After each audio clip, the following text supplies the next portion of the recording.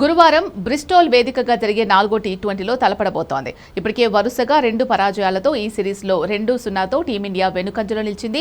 Series గెలిచే అవకాశాలు చేజార్చుకున్న team India series కోల్పోకూడదు అంటే చివరి 2 మ్యాచ్లు గెలవడం తప్పనిసరి. అటు ఒక్క మ్యాచ్ గెలిచిన సిరీస్ ఇంగ్లాండ్ సొంతమవుతుంది. మరోవైపు శ్రేయస్ అయ్యర్ సారథ్యంలో టీమిండియా వరుసగా 5 మ్యాచ్ల్లో ఒక్క విజయం నమోదు చేయలేదు.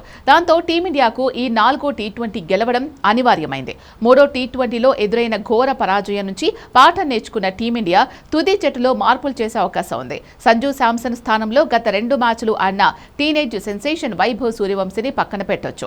అతని స్థానంలో సంజు రీఎంట్రీ ఇవ్వచ్చు. లేదంటే వైభవ్ను కొనసాగించి అభిషేక్ శర్మకు విశ్రాంతినిచ్చి సంజును ఆడించొచ్చు.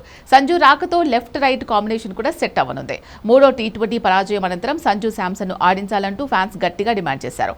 మరోవైపు గంభీర్ కూడా సంజు ఎప్పుడైనా రీఎంట్రీ ఇచ్చి మళ్లీ ఫామ్ అందుకోవచ్చని మీడియా సమావేశాల్లో చెప్పాడు. బ్యాటింగ్ ఆర్డర్లోనే కాకుండా బౌలింగ్ విభాగంలో కూడా మార్పులు చేయొచ్చు. హార్డ్ లెంత్లు బాగా వేసే ప్రసిద్ధ కృష్ణను జట్టులోకి తీసుకురావచ్చు. ప్రసిద్ధ కృష్ణ కోసం హర్షదీప్ సింగ్ కు రెస్ట్ ఇవ్వచ్చు. మిగతా కాంబినేషన్లో పెద్దగా మార్పు జరిగే అవకాశం లేదు.